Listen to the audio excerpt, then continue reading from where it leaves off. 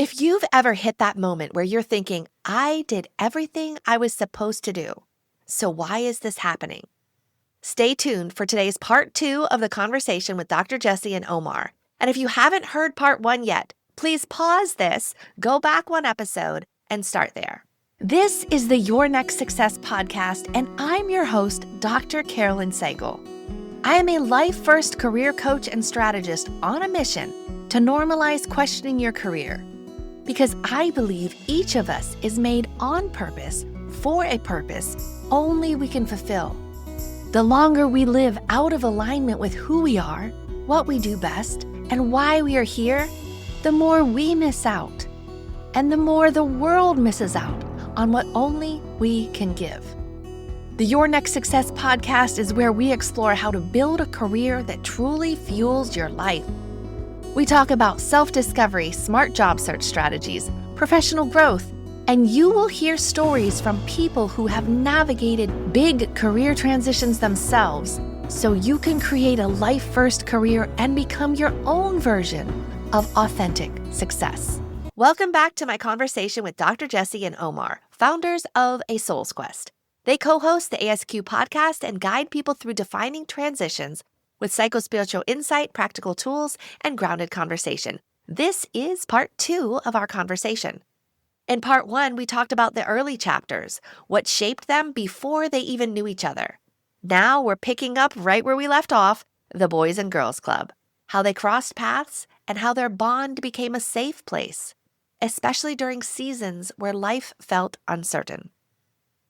You'll hear about what rejection does to confidence, what a toxic workplace can do to your body and your nervous system, and how a path you didn't choose can become the one that finally brings you back to yourself. Let's jump back in.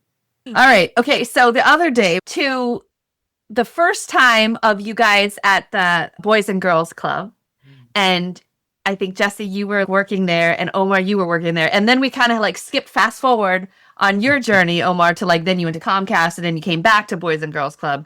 But can we pick up, Jessie, with you at the Boys and Girls Club? How did you join that thing? How did you guys meet?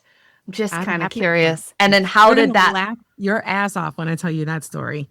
Oh, well, I'm loving it. And then how did that alter your trajectory? Because like on one hand, you're thinking you're free. And then somehow in between then and now, you went and got several degrees.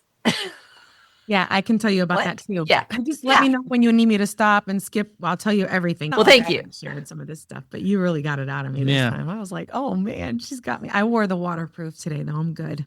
Okay. So let's get back into peeling these layers and figuring it out. Jessie, we were kind of to a point where you had started working at the Boys and Girls Club, and then you said something like, and that's where you met Omar. But like, what is that story? Tell me a little bit about that. Okay. So it's 2001. And at this point, I think I mentioned that I was legally separated. And I was living in the house with the ex-husband and was able to be with my kids and sort of had my own space and did my own thing because he was hardly ever there. So it was kind of nice. And I thought, I want to be with the kids. I'm sending them to school and they're going to the Boys and Girls Club. I wonder if I could get a job there. So I applied and I got a part-time job there as a membership clerk. And I was happy because it was like, I was there for like an hour right before the kids would arrive, and then all the kids would arrive and I'd be there for a few hours and my kids were there and then we'd leave together. It was like perfect. That seems amazing. It was awesome. And I got to spend time with my kids and it was great. And fast forward a little bit, I made some friends there and whatever. And Omar was the teen director. And I really didn't talk to him very much, but the first couple of days, because he wasn't there the first couple of days, he had sprained his ankle or something. I'm not really sure. And he finally came back to work and they were doing this thing where they were going to introduce, because they were starting the new year and I was going to be introduced or something like that. And so we're out there and I noticed Omar and he's off to the side hanging out. They had like this, like a trailer, and that's where the teens would hang out. And I saw him off to the side, but never thought anything of it. Didn't think anything of him at all. I wondered where he was from because he was dark. He had a head full of hair. It's all gone now. It's true love. That's in hair and no hair. Not in sickness and in health. That is right. Yes, it is. So, he really didn't talk to me very much because he was very much involved with the kids and he was very fun and engaging with the kids. And he would do these battles, spade battles, and all the kids, he taught all the kids how to play spades. And so we were all playing spades and stuff. It was insane. And it was so much fun. And so one day I wondered where he was from. Still nothing going on between us. And he walked past me. And you know how when somebody walks past you, the smell will come off of them, their cologne or whatever. Well, and he worked at the Gap, so I bet he smelled real good. No? So you're going to laugh at this. But he walks by me and I'm like, damn, I know where he's from now. And in my mind, all I said is, he's Indian. Because he smelled like curry. That is so like, I hope nobody's offended by that listening is really to this. bad. It's That's really bad. stupid. But I was literally like, he's Indian. He's got a full head of hair. It's not like he's Dominican, and a lot of Dominicans have that ethnic coarse hair. Not him. It was soft, curly, pretty hair. I was like, I put it together. He's Indian. He smells like curry. It's very clear to me. This is it. Talk about judging a book by its cover, right? But anyway. Did not think anything of it. Fast forward, I am told that I'm going to be connecting with him because I'm going to have to accompany him as another team member for trips to like Busch Gardens and all these big trips like to the beach and these places. And I was going to be partnering with him because he had a big group of teens and other kids. So I was like, okay, no problem. Again, we don't have any feelings between us at all. We're just like, whatever. So I start to connect with him, talking to him and getting involved with the teen group and whatever. And as I start talking to him, I start to realize, because I've always been attracted to like smart people in general. So if a guy can keep my attention, then I'm like, oh, okay, that's cool. He's a cool guy. And I can either be really good friends with that guy or I can be, have feelings for them. And he just held a conversation, but the stuff that he talked about was different than the normal stuff. Yeah. He was talking about Joseph Campbell, different types of music. He knew all kinds of music like Bob Marley, just Nika Costa, all these different artists. And I was fascinated by that. I was like, this guy's freaking smart. He's talking about all kinds of stuff that I don't know about. And I'm like, taken to another level, because the spiritual stuff really got me, because I was like, I've never really talked to anybody about spirituality and that level. I was always the religious Christian, whatever. So this was like a new world. And I had known about it because I read a couple of books about Buddhism and things like that. But I was crazy for reading those books, and I shouldn't be. I'm a Christian. I shouldn't be reading these books. And so I was really fascinated by that. And so I started to I was catching feelings for him. And I'm like, this guy is 6 years younger than I am, almost 6 years younger than I am. I'm like, there's no way. I can't. Like, he's 23 and I'm 28. It's just not right, right?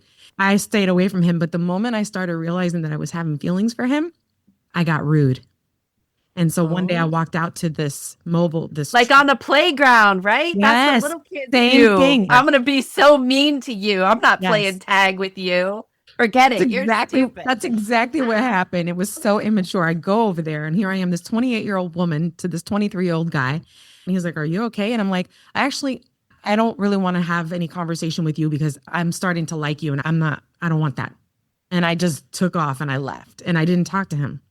And not even a week later, I'm sitting at the membership desk, not talking to him, not going around him or anything, because I don't want to have feelings. I have shit going on in my life, right? And he comes up to me, he goes, hey, I'm going to Key West in a week. Do you want to come along? And I'm like, what the hell? And yes, I mean, I went. Before that, we had gone, it wasn't a week away. He had invited me on that trip. But before that, we had gone and we met at this park and it was like the first time we kissed and whatever. And it was just like, whatever. So we just took off from there. We were inseparable from that moment on. Pause 1 second. Of course, she just told the right version. No, What did you think happened? No, typically, she doesn't say the story when she just got upset and just walked away. And I'm like, what's going on? What happened? What did I do? So she did say the right version of it. But in my mind, before I met her, I dated here and there, but I was never committed. I had a bad breakup when I left New York. And so I was always hesitant. I was kind of non-committal with everybody. you started feeling real feelings and then you had to leave and you didn't want that pain again? Or what was the Yes, deal? it's just complete avoidance. You don't want to go through the heartache. If someone has ever been to a heartache and it's been brokenhearted, it's an identity crisis. So it was hard. I dated here and there, but I never really committed to anyone. And I was upfront. I said I don't really want a relationship. And when I met her, it was kind of like counterintuitive, right? Because she's got kids. I don't have any responsibilities. I don't have kids. All I want to do is just kind of go I was in my spiritual exploration stage at that time while I was working.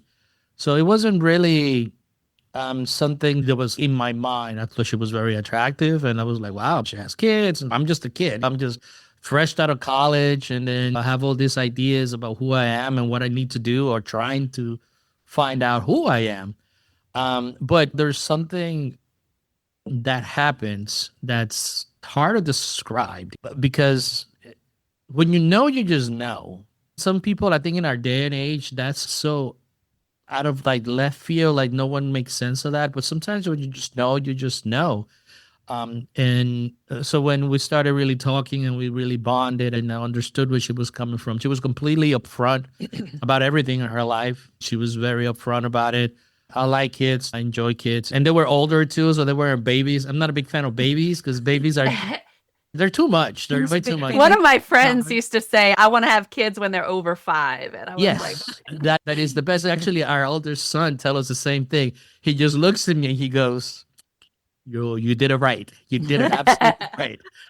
But that's kind of like what happened. I wish I had like this big boom moment or reality, but we just started bonding and we understood and we accepted each other for our situations, our circumstances, the things that we went through.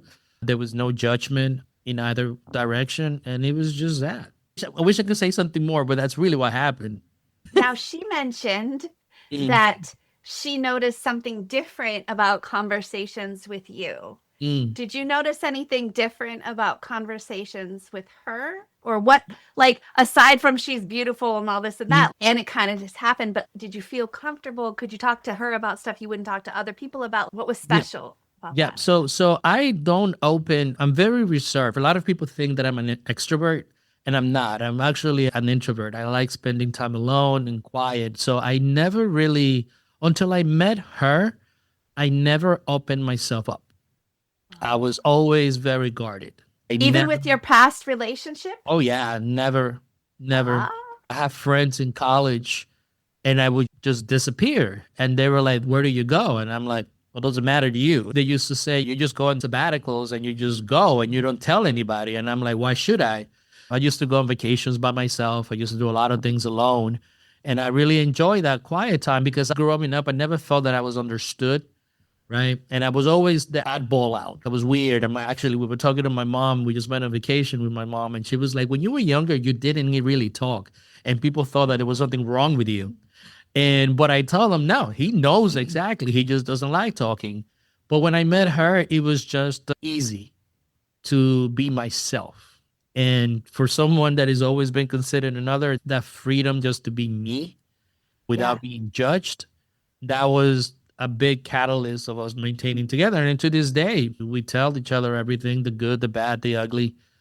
We have our things like everybody else, but at the end of it all is I could be myself around her, where a lot of the times I have to safeguard myself when I'm around people just because the judgment, the comments and things of that nature. But with her, I'm me. She sees me picking up my boogers sometimes or my hands out my pants while watching TV, the typical things that we do.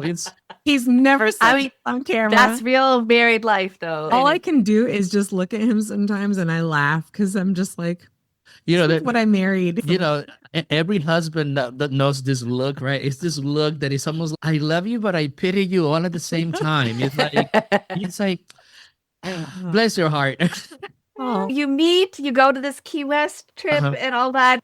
And now the Key West trip, was that with the Boys and Girls Club or was that just a fun, like little vacay? It was just us. Yeah, I like just going on adventures like that. We met and I was going to do it anyways, but I was like, I guess I'll ask her too. And then sometime along the way, y'all got married.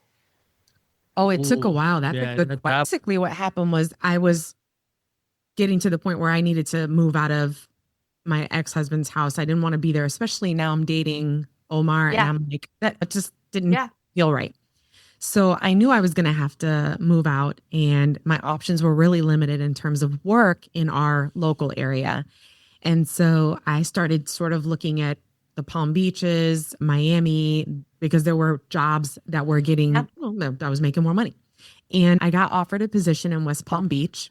And so I ended up moving to West Palm Beach, and he stayed on the Treasure Coast, which is where we live. And what was the job that you I took? took a nurse staffing manager position. It was actually really cool because it was a lot of interacting with people and doing the thing that Omar says I'm so good at, which is just making relationships with people and getting people Yeah. to do things. And they do it because they just like me, I get it. I didn't think I had that knack, but now that now that I'm bringing this up, I'm like, oh wait, it's connecting. I lived in West Palm Beach, and so I would commute up here I saw my kids a lot, but when I came up here to see my kids, I would also see Omar. So we weren't seeing each other every day. And in fact, those little 3-day sabbaticals that he's talking about, he would disappear and I wouldn't know where he was. He wasn't answering his phone. He was very whatever. And I was very confused because I'm like, does he want to be in a relationship? What's going on? But I was really trying to understand where he was coming from. So the fact that he was open with me about the space that he was in, and it was difficult for him to explain it, I just kind of kept my distance just in case he was going to be like, I don't want to be with you anymore. You know what I mean? Got you. And plus coming out of the relationship Yes. with a few kids and all of that, and then seeing how that didn't really work out, and now being extra cautious. Yes. Because you don't want to move into something quickly. And I always thought, even if we don't pan out in a relationship, I thought we could probably be friends because we see a lot of the thing. I don't know. We saw a lot of the same things. Obviously, he felt comfortable. I felt comfortable. We talked about a lot of stuff, and he accepted me for what I was and who I was at that time. So it was really a beautiful relationship. So I always thought we could probably maintain this friendship, but we kept going. We kept going at it. And I was more concerned about doing the right thing for my kids too. So I was a little preoccupied. But we would meet up, and then sometimes he would call me and be like, I miss you and I want to come and see you. And so those were those moments where I'm like, oh, okay, I guess we're okay. That's cool. So I didn't bring my kids around Omar. So it's really funny because my kids knew Mr. Omar from the Boys and Girls Club. But I always made a promise to myself that I would not bring men around my children, period, unless they're going to stay committed, they're going to be with me. I had to wait. So for a full year, I ended up in Miami as a nurse staffing manager, and Omar ended up coming with me down to Miami. So we lived together, but I would not bring my kids down there to stay with me.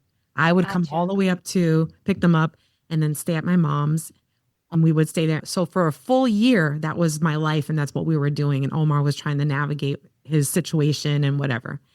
And Omar, what were you doing in Miami work-wise then? Was that the Comcast thing, or what was that? So that's interesting. So no, actually, I moved down to Miami. She moved first, but I moved down to Miami because we were at a concert once, Sade, and they were passing out some flyers, and I saw this flyer, and right away it just called to me like, whoa, what is this? And that time in my life, like after college, because I was lost as a person. I was fortunate enough that I saved some money, so I was able to look at things. I was lost, really confused about who I was, what's my purpose in life primarily. I was lost. So I saw this flyer, and it was I never heard of it before. It was the Kabbalah Center, right? And I don't know, it called me. So I went to the open house. I signed up for a class, and then I started taking classes there, and I just started meeting people, and one of the teachers really took to me, and we kind of bonded. So eventually I moved down. I found a job with a company doing sales for a little bit, and I wasn't really into sales. I left the Boys and Girls Club. It was just, I needed to find myself. I needed to go and say, who am I? What am I doing on this earth? Like, I know that if I pick something, if I had a job or something, I'll be fine. I know how to do it, but that wasn't enough for me. I don't know why, because I am an immigrant and it's like you're supposed to come over here and just work and have a better life and all that stuff. Can But dream. And you're also a human. yeah, and even to this day, it's like there's something more to life, and I don't know what it is for me. But that led me to depression. I was very depressed and concerned as to what's my purpose. I see that a lot of my friends are very successful. Some of them are doctors, some of them are in human services and things of that nature. But I just didn't know what my place was. Just What really, did it really look like when you were leading to depression? Did you know you were depressed? And how did you show up in those times? So my solace was working with the kids. That was it. I felt like that was a purpose. But then also when I did it for about a year or so, there was still something that was calling, that it was like there's something more. So when I saw the center, I was like, yeah, let me go. I signed up. I was working in sales. And then my teacher asked me, hey, I'm doing this project. Will you be willing to help? The project was starting a call center for the Cabela Center down in Miami. I was like, sure, Abraham, no problem. So we started working together. I started working there for just a little bit, and then I helped build the center, the call center. But even with that, I've learned a lot about a different culture, a different point of view, a different perception of what reality is. It was interesting because you could see the duality in people. There was some people that were very, very welcoming and very, very nice. And there's some people that weren't. But you learn that it's like in any demographic, in any group, you always are going to have those things, and it's okay. I learned a lot, but still, it was that idea of purpose. At that point, I felt like I was finding my purpose, but there was always that disillusion. Oh, still, where do I fit in? There's a song DMX has. It's like he goes, "Do I belong? Do I fit in? Things on my mind. Where do I begin?" So those are the things that were really going on when I met her. And a part of me, and this kind of like leads into us marrying, a part of me didn't want to hurt her because I don't know where I was heading.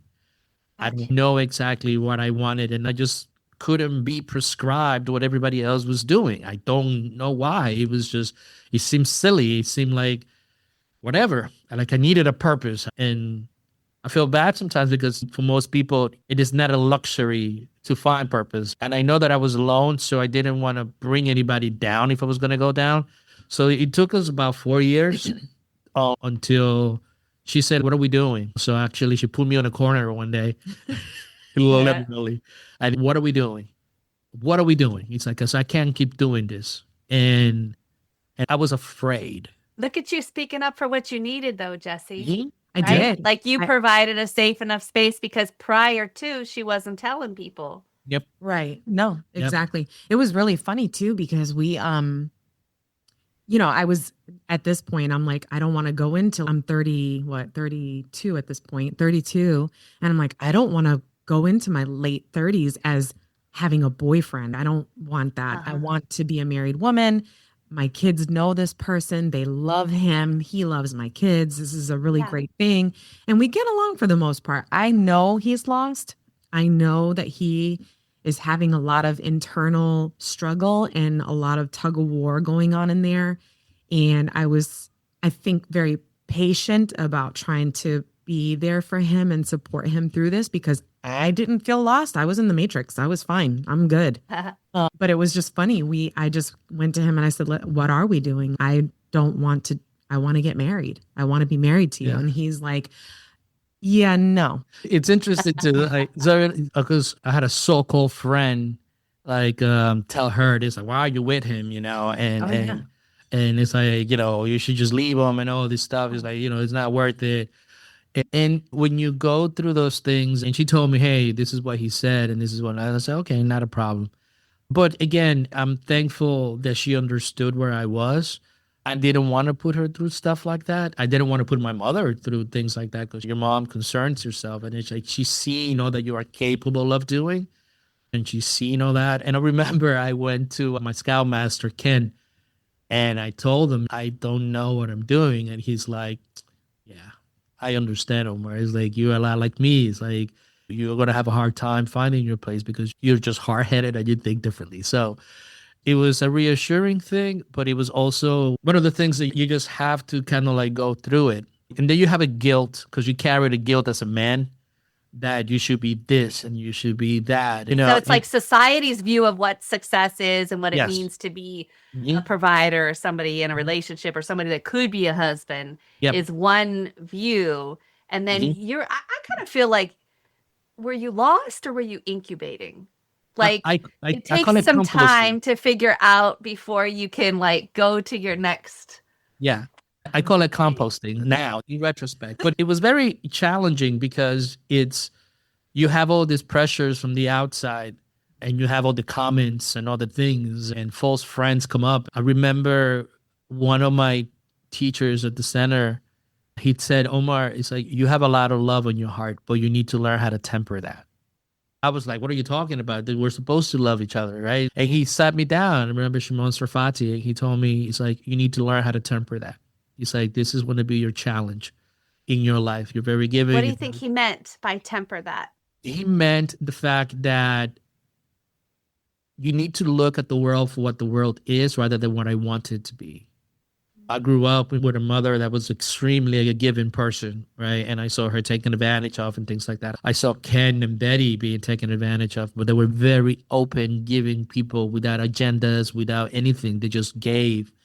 And you need to learn, I needed to learn how to give, but also protect myself from giving, because it's atypical how being a man and being like this, right? Because then you looked at as you have an agenda, or like Jessie said, like Jessie's like everybody's always saying, well, is he gay or something like that? Because he's just so cool and friendly and all this, right? And no, you just went through the GAP training program. Exactly. Like, I used to train in the GAP training program, so you go figure. Well, yeah, it's like being you. It's challenging. It's hard. You want to do the things that you want to do, but you don't know exactly what. And sometimes the working became like soul crushing because I just didn't know what that purpose was. Like So what did it feel like? You're questioning, and what else was happening? Well, there were times that I went to work and there was no meaning in what I was doing. I was just processing things. I wasn't helping people. It just felt hollow and empty. And then you get up in the morning and it's the heaviness of it all. The crying sometimes. I'm going to be honest, just crying sometimes. Like, what am I doing here? And were you angry? Like, did it show up as anger too? Or did you just like repress that and just like. I don't think I was angry. It wasn't angry. It was just more asking. I remember doing this. I'm going to tell you this one story, right? I remember she wasn't around. I was in Miami and she wasn't around. And I just cried the whole night and I prayed, like, what is my purpose here? What do you have me here? If I'm a vessel, like, use me, just guide me and everything. Like, and who were you asking at this point? Because you honestly, grew up Catholic, like, so, God, universe, like what? It's interesting. That's a good question. That's a good rabbit hole, actually. I'm good at those. Yes, that's a good rabbit hole. So, for instance, one of the things that I learned in Kabbalah is the fact that things are not as clear cut as people make it out to be. Right? In Kabbalah, there is no God. It is called the Ein Sof. And the way that Kabbalah explained it is that light that manifests in different ways. And that manifestations are aspects of both nature, but also aspects that are within us. So for instance, I told you earlier that Shimon told me you have too much hesed in you. Hesed is the aspect that is the loving kindness, mercy, right?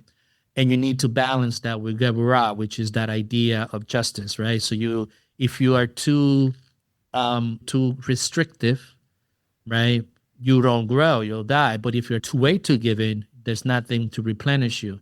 So you need to find balance between the two, and equilibrium, better said. So these ideas that we think of what God is and all that stuff is kind of antiquated, in my opinion, because of what I've learned. But the reality is we are a manifestation of it all, right? We are a little piece of that, like we are a little piece of the universe. And the idea is to be able to balance the different energies that we have within us. To me, I always lean to the point of giving and caring, almost to the point that I will give everything and stay with nothing, right? I needed to learn how to balance that. Having to go through that transition took me years to learn, even though I had the understanding logically. It took me about 4 years ago to really understand the balance of receiving and giving. You don't judge people. You just have to be able to understand that the equilibrium in them is probably number one, they probably don't understand it. And number two is something that just for us to be aware of it. It took me a while, but this is the type of questions that I had when I was with her. And she allowed me the flexibility to explore that and share that with her. This is something that you don't have. Who do you talk to about things like this? Well, I guess the person that loves you unconditionally accepts you. Now, Jessie, coming from the, where you weren't necessarily feeling feelings from men in your life before, right? Like your dad was harsh and this and that. And then you didn't necessarily get what you were needing from your first husband to now have this beautiful man who is not in a creepy way, but I'm just saying, like, for you, this beautiful man, beautiful soul who is being vulnerable, expressing emotions, feeling emotions. What was that like for you? Were you like, yes, this is what I've been waiting for? Or were you like, what were your thoughts? I think the one thing that really stands out for me is that I felt pain for him because I knew that he was full of pain. For me, I knew who I was. I'm fine. I'm living. I'm doing what I'm supposed to be doing. And did you really know? I thought I knew. That's just, because he's talking about learning this thing in his 40s. I'm like waking up to who the fuck am I in my 50s? I'll be 53 next month. Yeah. So, and that's crazy. No, it's not crazy. That's protective. It's just, there's a time and you have to be safe enough to start exploring and start feeling those things. And I think you're right on that, because I think what happened is that I had to be strong when he was needing me to be there for him, to support him and to encourage him to find whatever it is that he was looking for. Because there were a lot of moments where he was very down and out and not feeling good and very, I wouldn't say depressed, but definitely very down. We had a lot of great moments too, but then when he was down, he was down. But when he was happy, he's happy, So I knew there was this person that was really needing to come out. And I wanted to be there for him because, one, I loved him. And two, because I could feel his pain. Like, just knew that he was going through a lot inside, and he shared a lot with me, and he felt safe to share with me. And I felt compassion for the things that he was going through. So for me, it was easy to stay there.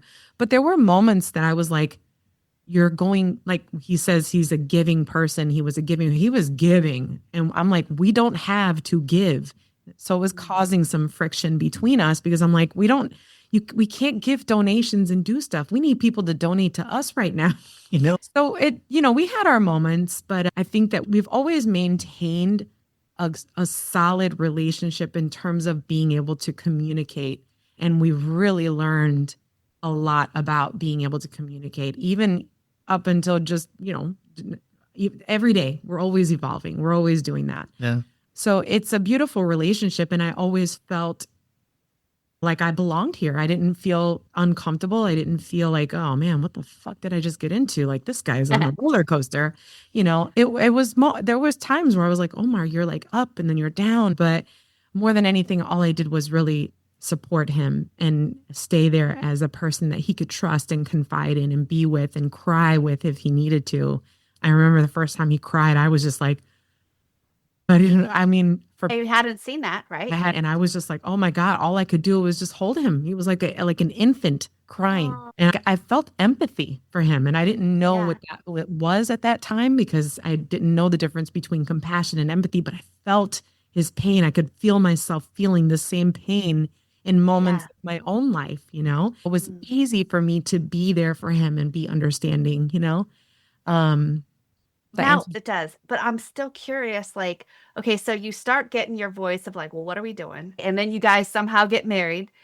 And then where does this desire to want to go to school? Okay, like you've done the medical assistant thing, right? Yeah. But then how does this come up that you're like, you know what? I think I'm not just going to get 1 degree, maybe not 2. I think I feel like 3. Imagine what your life would be like if your career aligned with who you are, what you do best, and actually fueled the life you want.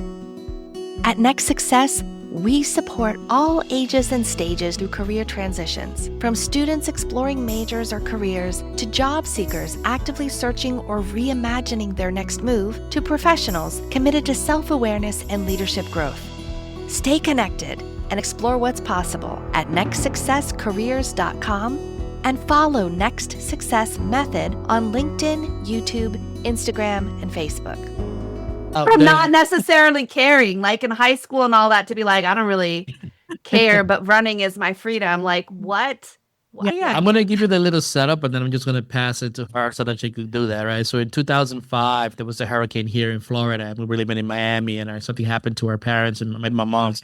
And then it was like, you know what? I think that it's time for us to leave Miami and move up. And so we moved up, and she had a job working as a bookkeeper. And I was working at Comcast. So we got married, and we were having, we had the money, and we were working, and everything was good. And then she got laid off from work. And So, the housing market 2008. crisis in 2008, Yep. the office ended up closing. It was actually, that was going on, and I could feel that things were getting it was like pressure cooker at my job. And my boss, Jeff Grimaldi, amazing. We're still friends. He was an amazing boss. Ended up closing the office that I was in, and we moved to the other office, a Vero Beach office. And it was the choice between myself and this other lady. And she was older, and it was either going to be her getting laid off or me getting laid off. And they didn't want to lay me off. In fact, they told me they were going to lay her off. And I was like, what do you mean? And so they explained it to me, and I'm like, if it's a choice between laying one of us off, lay me off, because she needs the job and I can find something else. I'm 30 something. She's much older. She needs the insurance. Who knows if she'll get hired? I heard old people don't get hired at places. And here I am now at the same age as she was. And I got laid off. I was getting, unemployment and whatever. And Omar says to me, Jessie, I think you should go ahead and just take the year off. We're doing okay financially. Just take a year off and explore and just kind of do things. You've been working since you were 14, because I hadn't worked in my whole life. And he goes, why don't you go to the college and maybe you can take the course. No. She wanted to take art classes first. Yeah, I did art because I love to paint. And I did. I started taking those art classes, and I was really enjoying it. But he had recommended that I go to the college to find out if there's maybe a class that I can take. There are more art classes or something like that. So I went to the local college with the intention of just getting information. I wasn't going to sign up or do any of that. And the moment that I walked into this place, I was surrounded by students and people and whatnot and advisors and whatever. And I met with my advisor, and they start talking to me, and I'm just starting to really become curious about, oh my gosh, what would it be like for me to go to school? And I could get a job and still go to school. Could get a degree, And he had said that. He goes, you never been to college. You always kind of wanted to go to college. Check it out. So when I left that day, I didn't come back with information. I came up with a full load of classes. I had my financial aid set up. I did everything. I called him on the phone. I said, and he's like, how did it go? And I'm like, I start classes in January. I'm taking 12 credits. And he's like, okay, then. And that was it. I was starting my associate's degree, and I thought that I wanted to be in accounting because I was really good at and then I thought about it, and I was like, do I really want to be in an office all day long with numbers and receipts and paper and Excel spreadsheets? And I was like, I don't know. And Omar had always talked about, he was always interacting with people, and he had actually thought about going on to get, psychology in his head and whatever. And so he was really able to talk to people. And so I was like, gosh, I wonder if that's something that I might enjoy doing, is maybe getting into human services. So I switched my degree. It's an associate's degree.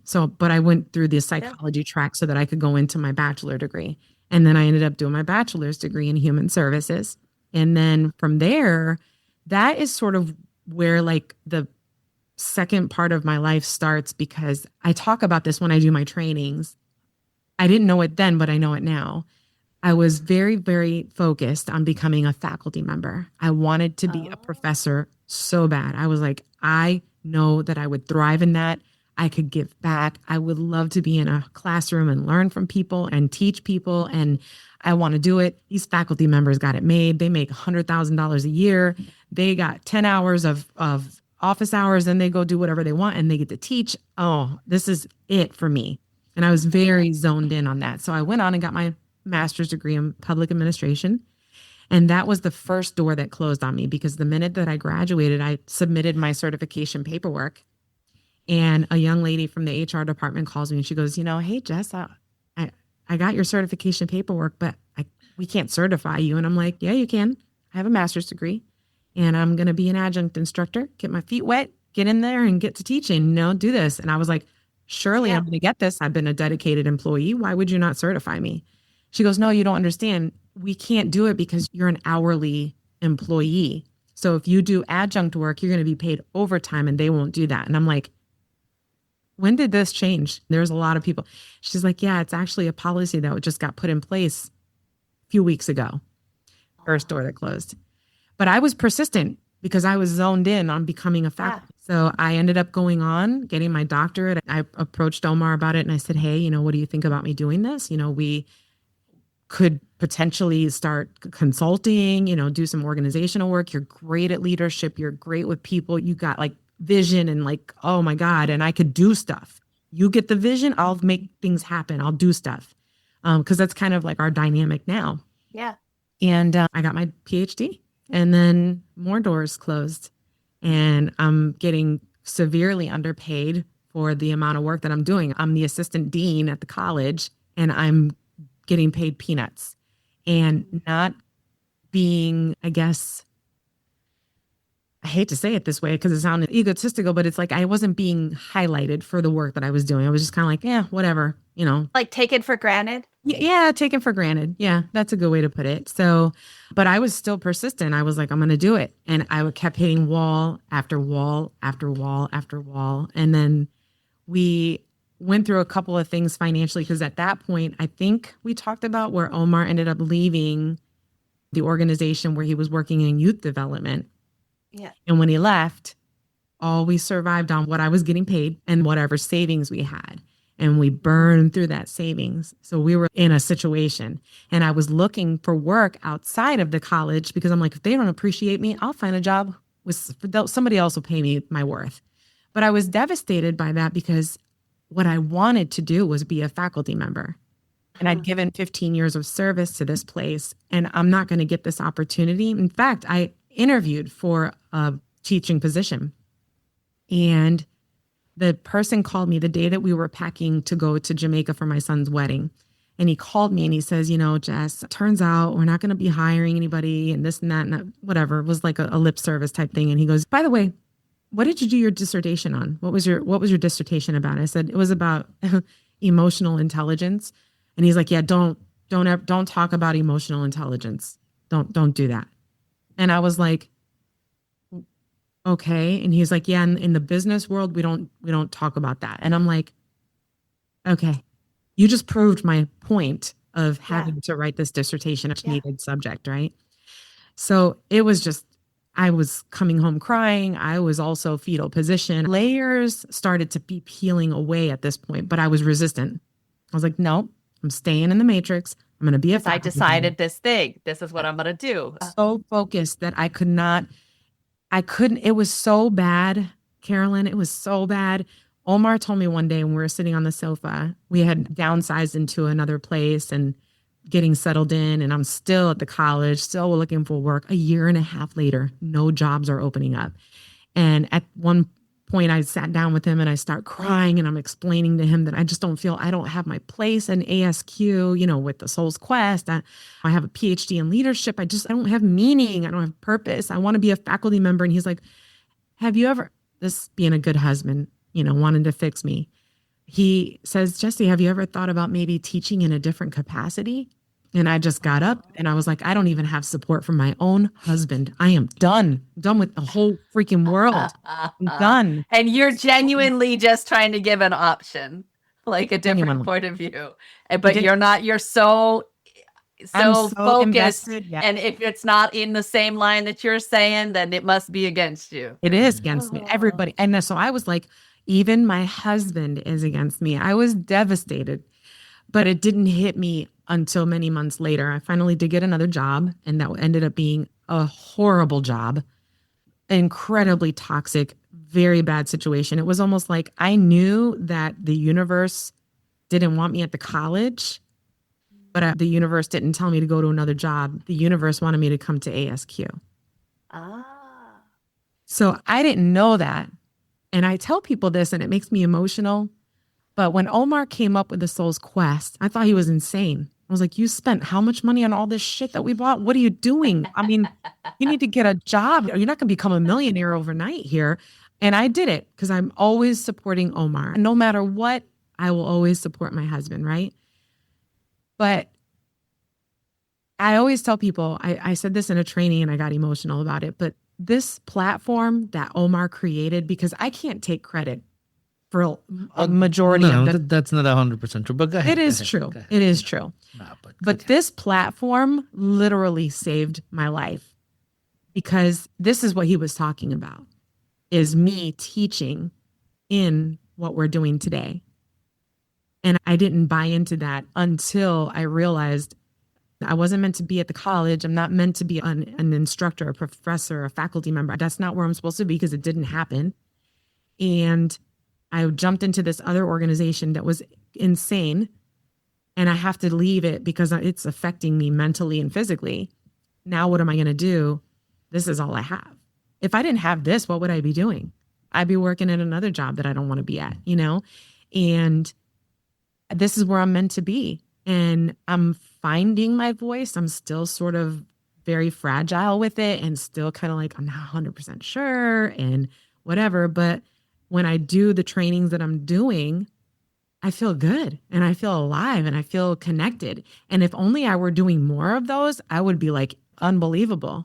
But like Omar was saying the other day, because my confidence had gotten really low because I took blow after blow after blow from all these no's and rejections and just eating at my confidence. And I'm like, what is wrong with me? Somebody told me my dissertation is shitty now too. Like, oh my God, everything's wrong with me. But you had to know that so that you can help people who are having those feelings, because it's one thing to be like, oh, well, that place is toxic. And it's another thing to be like, damn, this is toxic. Eye-opening for sure. Now, when it was affecting your body and all that, like from being at the toxic, because I can imagine on the one hand being at the university and you had set so much up and like, this is how it's supposed to work. And to feel that they're not truly appreciating and seeing how awesome you are and giving you this thing that you worked so hard for so long for, that's one set of feelings. And then the toxic workplace, you're saying it's affecting you. Like, how was that affecting you? Like, what did you feel? Like, were you angry or were you crying? How did it show up for you? This toxic organization that I went to, I was there for 6 months and they were paying me very well.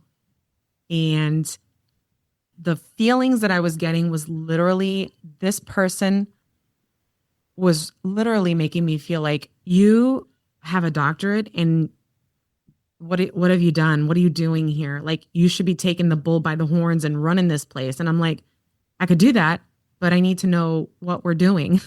What's our mission? What's our vision? What is our strategic plan? Talk to me here. Like, this is my area of expertise. I can do this. And it really was biting into all these little, and I say biting because she was just poking at little things and really attacking my character and my integrity. And it was literally moments where I would walk out of the office and get in the car and I was crying. And I don't cry. I never cried at work. I don't have to cry at work. I was crying in my car and then going back in and trying to get myself together. And everybody knew what was going on. And at that 6-month point, I was telling Omar, I don't know how much, I can't do this. She's making me crazy. Like, I have no idea. Help me. Tell me if I'm answering this email right. Like, literally, I was having him look, am I doing everything? Are there bullet points, this, that? And he's like, yeah, if that's not what she wants, I don't know that's ridiculous. You've taken 45 minutes to write this email. This is crazy. So at one point I was in the bathroom at my job and I was crying and I stopped crying and I looked in the mirror and I said to myself, I said, if you stay here, you stand for nothing. You stand for nothing because none of these people will stand up to her. But if you leave, you can tell her what you need to tell her. And I knew it. I was like, if I stay here, I'm going against everything that I have ever fought for, what I defended. I defended my dissertation tooth and nail, 45 minutes worth of questions to get this degree. And if I stay here, what am I standing for? So I came home and I had this email exchange. And that's when I went out and I told Omar, I'm quitting. I'm done. I'm quitting. And I had my confrontation with her, and it was amazing to tell her off. But I told her off very diplomatically. But then Omar was like, don't be nice to her. Just tell her what you got to tell her. So he's like, you're being too nice. And I'm like, okay, hold on. But I got to tell her that she was toxic. I got to tell her that she was condescending. I got to tell her all the things. And she's like, how do you know about these cultures? I'm going to give you a copy of my book. I'll sign it for you. But yeah, so that was pretty much how that was. It was a lot of crying, a lot of confidence. She killed my confidence was already low because the college had taken so much away from me. But then it got worse when I jumped ship and went to this job, and knowing that it took me so long to get this job, then now what am I going to do if I leave this? I was, working on trying to build it and develop it and come up with curriculum and ideas after ideas. And I just wasn't buying into it. And I know now that this is where I belong. And even still, like I said, I'm still discovering my voice. I'm still discovering the things that I'm passionate about. I don't know. I'm getting there. I'm a work in progress. We're all a work in progress. The day we're not a work in progress is the day we're no longer here. That's You true. know? That's true. Omar, how did you come up with this idea? You had been at, doing the sales job at Comcast, and then that wasn't it. And then back to a big stint at the Boys and Girls Club, all kinds of things where you're getting to work with young people and you're getting to do these things. But then how did it translate into young people grow up and they're still having issues? So, it's interesting because I always, because I'm listening to her and then I'm listening and I'm thinking about what people are thinking and stuff like that. And again, I don't want to sound overconfident, but I was good at my job, right? I was able, and I don't take credit for it because we did create some great teams that were able to do a lot of these things. But because I am who I am, out a little bit of an other, right? There was a lot of obstacles. Again, you win awards, but then you get overlooked for the next one, right? You develop people, you train people, and then they just, they look different than you, so they promote them ahead of you. So you see all these different things happening. So my focus was always on the kids and the staff that I developed. That was my focus. It's like, as long as I do my job for them, I'm good. And even to this day, I have relationships with some amazing young people, so many of them that still call me to this day. And I'm thankful that I was a part of their lives and they're doing some amazing things. But I remember there was a shift in philosophies in Boys and Girls Club. And it shifted and took away the essence of the beauty, right? Of what it is that we did, right? Because the mission was so powerful and I was mission driven, right? Because the kids used to say to me, Mr. Omar, you just love the Boys and Girls Club. But the mission of it, like the essence of what it is, right? To give a kid a sense of belonging, a sense of usefulness, a sense of influence, a sense of competence, right? Like just to create that. That was, to me, that was like, oh, that's it. That was it. And my mentor and one of my former CEOs, Mike Sancho, he tells everybody, it's like, I will hire Omar any day. And you know why? Because I know that his one and foremost thought is the kids. And he's like, by far. But with that also comes a lot of conflict and dislike from other people and things of that nature. So you learn, and then the philosophies change, people change, and then the matrix changed. What started happening is that what became important was not the outcome of the kids themselves. It was the outcomes of how we look like on paper of it all, right?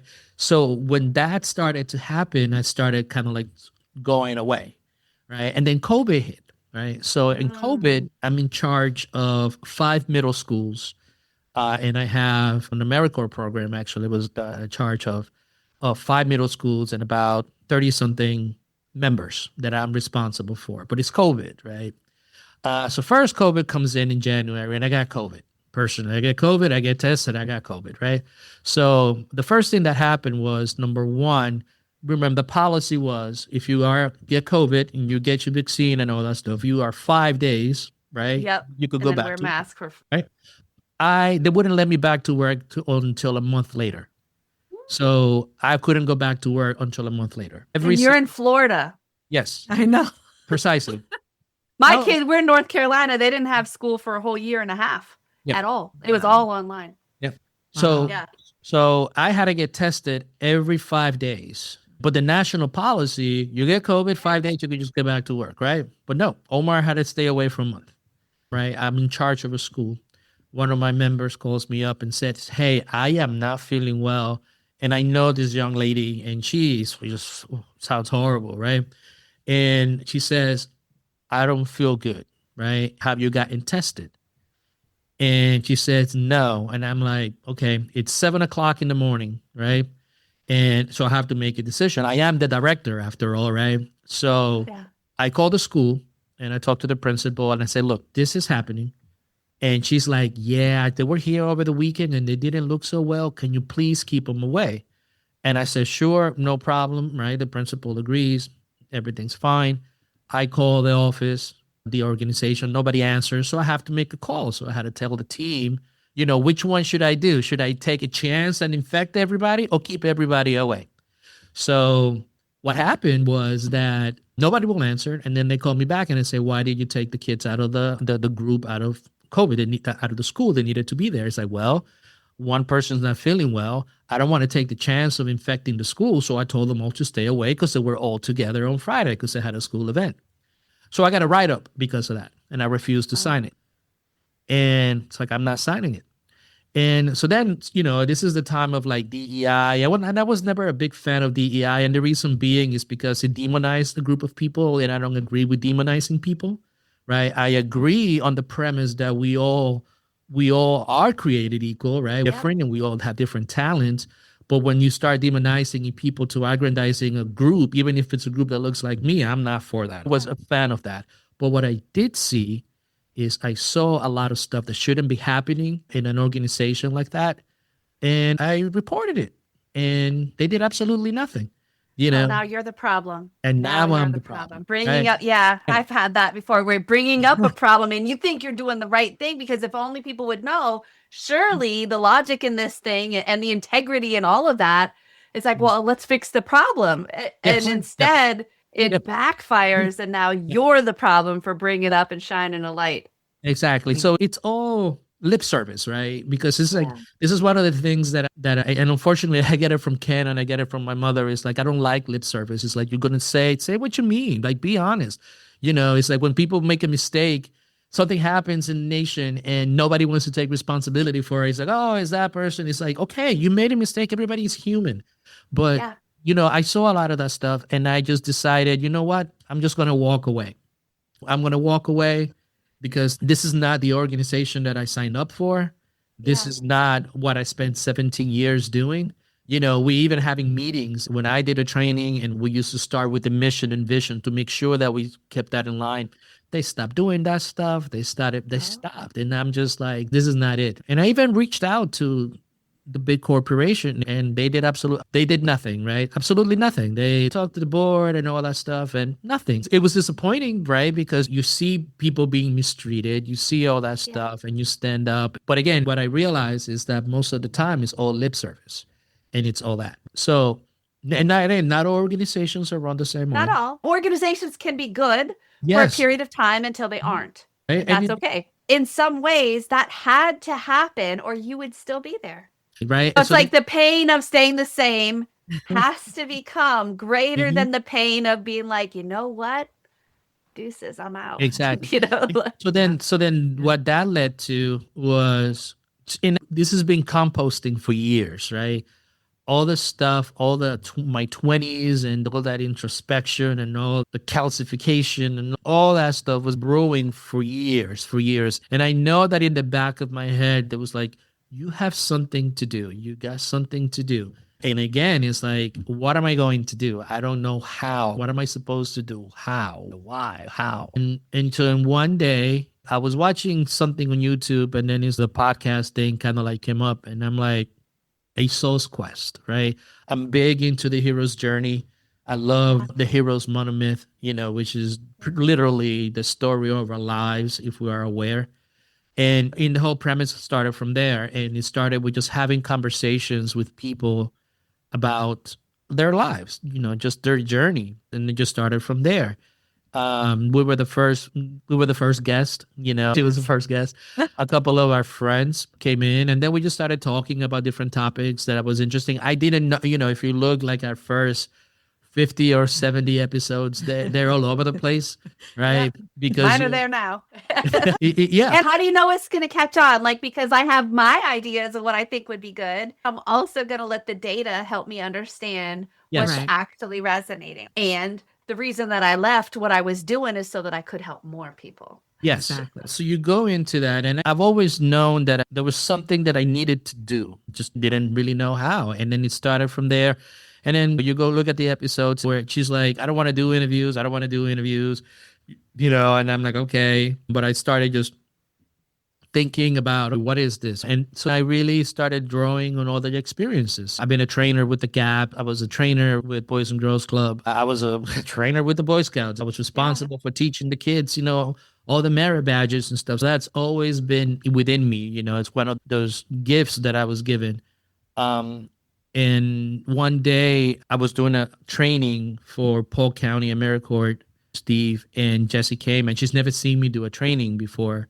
She's like, out of all the years, she has never seen me do a training. She was like, oh my God, it's like, you're good at this. And then she brought up the idea, because the Soul's Quest was really just talking about the heroic journey. So you could see the different facets of your life and then see how your life unfolds.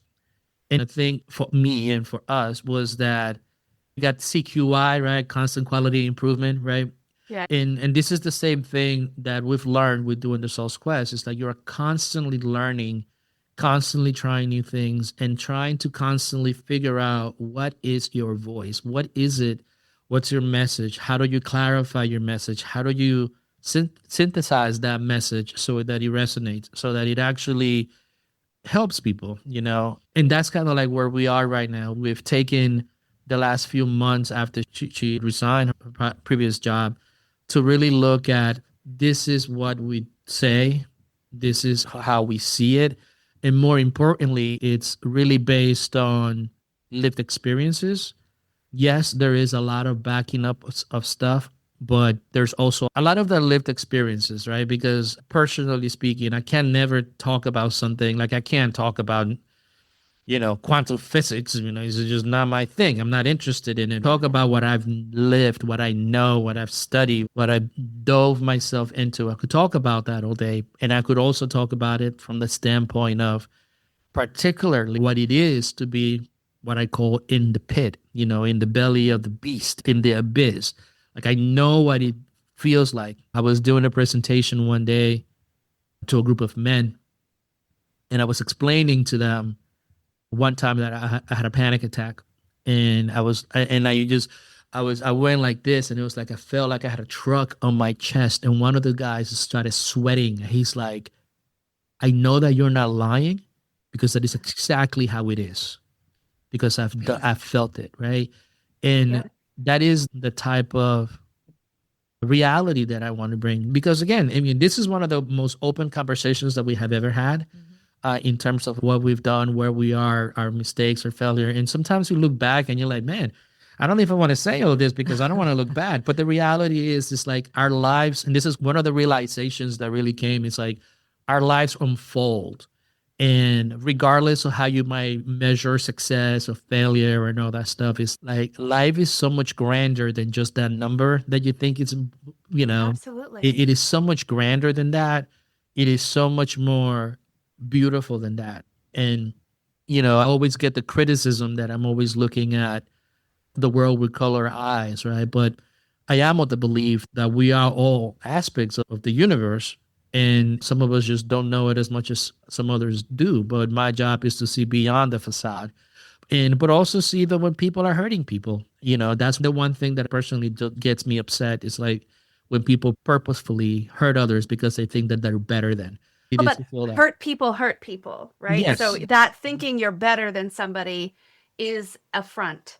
Yes. Thank you both so far for just being so super vulnerable and sharing that, because for me personally, I would much rather learn from and go through something with somebody who's been through stuff, not somebody who just read about stuff. Yeah. Yeah. Or somebody that has, and there's a lot that goes into any degree, especially a PhD, because a PhD, after a while, just becomes you are at the mercy for your dissertation committee is and what those Mhm. people think. And so it's like, okay, you do your classes and then you start doing your research and then you write it up. And even that's a whole ball of wax, because it's like you got to have people deciding that you're good enough to get it to the point. And then you have that, but it's like that is an obstacle course. But Yes. not everybody understands all that goes through behind the stories, or it just looks really good. It's like, LinkedIn is just going to show this, Yeah. this, and here we are. And now we have a Soul's Quest, and come Yeah. on over, everybody. Mhm. Right. And I'm just so thankful that you shared. And I know there's a lot more to it, but thank you both for sharing this thing and help people understand, how do people work with you now, because they've gotten to know a little bit more about you. I know you have one-on-one, you got some group stuff, but like if somebody's been intrigued and if your voice is resonating on their journey differently than mine is resonating, then they need to go see you. You can find us at asqempowerment.com, right? And I want to kind of give you a little tidbit of what it is that we do, right? There's this line in the Quran, and it says, how dare you think you're going to enter the garden of bliss without facing the trials as those that came before you, right? And I always want to warn people, because it does require what we do. It does require really brutally being honest with yourself. And it also requires a certain level of discipline. I know that we live in a very expedient and self-gratifying, instant gratification society, but I will tell you that that's not the path for your fulfillment, right? It doesn't have to be difficult, and that's not what I'm saying. It doesn't have to be difficult, but it does require you to be brutally honest, and it requires you to be present, right? And a lot of the practices that we do on a regular basis, to this day, we wake up in the morning and we do our practices throughout the evening. Most of it, believe it or not, it's really about, like I mentioned, the different aspects of yourself. We call it first understanding the desire gateway. We fancy ourselves to be completely intellectual, right, and logical, or we're just primarily emotional and that's it. But there are drives that we have to be cognizant of. Jessie talked about the need for belonging in this group, right? We need to be able to understand that. We need to understand, why do we seek power, right? We need to understand that we also have aspects of ourselves, that need for exploration, right? The need to discover something or more, to be able to say, what is that out there, right? That's something that is one of the drives that we have completely either eradicated or completely suppressed, right? So when we want to talk about those type of things. So to find us, yes, find us at asqempowerment.com. We start with our coherence quiz. It's a brief quiz, 10 questions, in which it shows you where you are on all these different things, from your desires, from your how you view the world, your perspective, your philosophy of life. Do you have one? So we go in through all those things, and we call ourselves psycho-spiritual, and we have a beautiful definition of spiritual, which is just life. You are an aspect of life, and that's pretty much it. Look at the universe. The universe bangs sometimes, and then beautiful things come out, and he stays there for a little bit, then he goes away, then he comes back again. You are that. We are it. And we have to start looking at ourselves like that, because our calling is here and now. That's what we teach. We are guides. We're not coaches. Although I am a coach. No, we are guides. We just hold the light, and we show you, this is, watch out for this and watch out for that. At this moment, I'm building curriculum for our future membership site. We don't have that yet, but we are working on that. We have a book coming out, A Soul's Quest, a transformational guide to life And leadership. and leadership. You can find us on all social media outlets too, are on almost every single handle. Probably just not Just not X. X. We don't have Yeah. time for X. But we're There's a every, lot. we'd love to have people connect with us. We also have a monthly webinar that we do, which is the third Wednesday of every month. And some of the things that we do, I mean, we focus on life and leadership and culture, right? Those three things, because they're not separate, right? You lead your family. First and foremost, you lead your life, you lead your family, you impact culture, either your work culture or culture as a whole. And it's important that you see the beauty and the importance of that we are the ones responsible for creating beauty in the world. And we are the leaders of that. Now, I'm big on authentic success. And to Mhm. me, authentic, we spend a lot of our lives fitting into somebody else's definition of success. But now for you both, how do you define authentic success for you in this moment? I define it as being able to speak my truth. And I have been able to do that in the last 2 hours and plus. And that has been very liberating, because people don't ask us about our life. Like Omar said, this is probably the most in-depth interview that we have ever had. And you touched points that I was like, oh God, I got to wear waterproof mascara this time. And I think for me, that's what that means for me, is just speaking my truth without violating the rights of anybody else. Yeah. Thank you for feeling comfortable to do that. Omar, what about you? You helped. For me, as poetic as it may sound, it's almost like I just want to just leave it all out.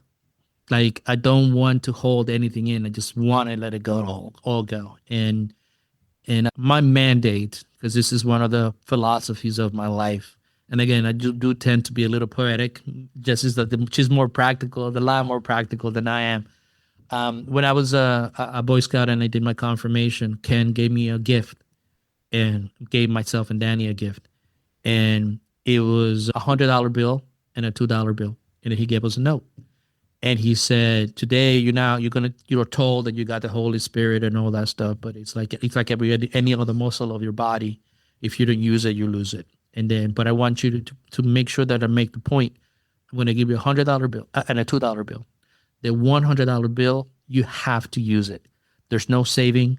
There's nothing. You have to use it, because I want you to understand power. I want you to understand hold power in your hand and know that it's fleeting, right? That it's going to come and it is going to go. But I want you to keep the $2 bill, because I need you to understand this one lesson. True power, everlasting power, is influencing others by the way that you live your life. And then he said at the end, and so what are you going to do? Are you going to just look for the fleeting power, or are you going to live by influencing others? And he said the choice is yours. So as poetic as that may sound, that's always been a cornerstone of my life. And my challenge and my quest has been about, how do I do that? A soul's quest is kind of that vehicle for me to be able to do that, to be able to impact others, positively impact others by sharing what I've learned throughout my life. Thank you both so very much for your willingness to share, for your patience, and for your ability to get deep and share it and go all out there. But I appreciate you being a part of the podcast. Thank you. This was awesome. Thank you for having us. It was a pleasure. This was amazing. A lot of fun. Dr. Jessie and Omar, thank you so much for your honesty, your depth, and how real you were willing to be. If their work speaks to you, please connect with them at asqempowerment.com. Thanks for listening to Your Next Success with Dr. Carolyn Sangal. Remember, authentic success is yours to define and includes aligning your career to support the life you want.